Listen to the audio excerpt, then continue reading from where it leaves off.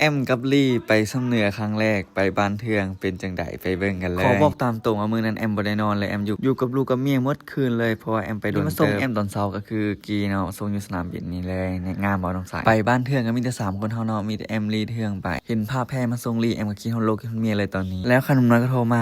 พอคิดฮอดพอและเบิ่งหน้าแม่ก็ฮู้ว่าแม่ก็คิดฮอดพอจากนั้นเฮาก็เตรียมตัวขึ้นยนต์เนาะนี่เป็นครั้งแรกของแอมในที่แอมได้ขี่ยนต์ตื่นเต้นเลยเพราะมันเป็นครั้งแรกว่าน้องชายเทืองเป็นครั้งที่3แล้วที่ได้ขี่ยนต์ให้เพื่อนเรานั่งใกล้ผู้สาวนั่งนำผู้สาวนี่ยนต์กันจนโตขึ้นบินแล้วจ้าแต่ความรู้สึกของแอมคือแบบหัวใจเต้นตึกตักเพราะว่าย่านแห้งบ่เคยขี่เทื่อแบบโอ้ยอยู่แบบบ่เป็นแล้วนะกับลี่นี่ชิวๆสบายเลยเพราะว่าเขาเจ้าบ่ยานเลยก็บ่คิดบ่ฝันว่าแอมสิได้ขี่ยนต์เนาะแล้วก็สิได้เห็นเมฆงามๆแบบนี้แล้วฮักมาฮอดเด้อซ้ำเหนือโอ้ยแอมเกือบหักทุกคนเลยบ่ไหวแต่ก็ขอเก็บอาการก็ได้นึงคือแบบบ่เมาสุดยอดตอนที่แอมมาท่ากระเป๋านี่แอมโคตรบ่ไหวเลยเพราะแอมอยากนอนเนาะเมื่อคืนนี้บ่ได้นอนเลยพอแต่ฮอดซ้ำเหนือแฟนลีก็โทรมาเนาะจักแม่นว่าคิดฮอดกันแท้เนาะเช้าท่านิดนึงเนาะพอเทื่อนก็ออกมาฮับเลยคิดทอดจนให้นะ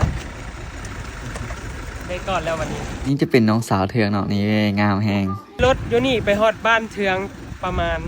ชั่วโมงป่าย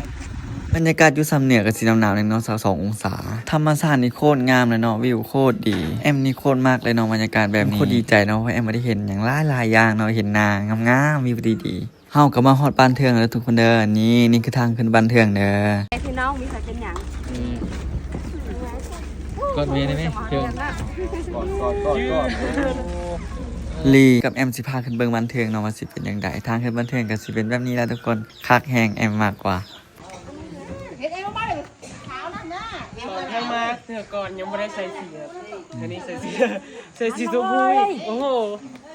ขอบขนาดท้ายเลยไปกันท้ายจะเห็นท้ายโอ้คือเทือนี่น้องสูงกว่าอ้ายซ้ำนี่น้อยมาเบิ่งคนไหลแอมกับลี่กับเทืองเลยถือโอกาสลงไปซื้อขนมมาแจกน้องๆแอมก็บ่คิดเลยว่าจะมีน้องๆมาเบิ่งลี่แอมเทืองหลายปานนี้แอมโคตรดีใจเนาะที่ได้มายามบ้านเทืองมากินข้าวพร้อมหน้าพร้อมตากับครอบครัวเทืองมื้อนี้แอมมีความสุขหลายเดินทางมาเมื่อยมาไกลส่ำใดแต่แอมก็มีความสุขหลายมื้อนี้แฮปปี้นอนดีได้เนาะไม่ได้กิน2-3 ปีนอนดีนะกินมาตามันต้องเติมเอาเก็บไว้ก่อนนี่เนาะยกน้ำนอนเลยมันน้ำอะไรมันนี่โอ้แซ่บ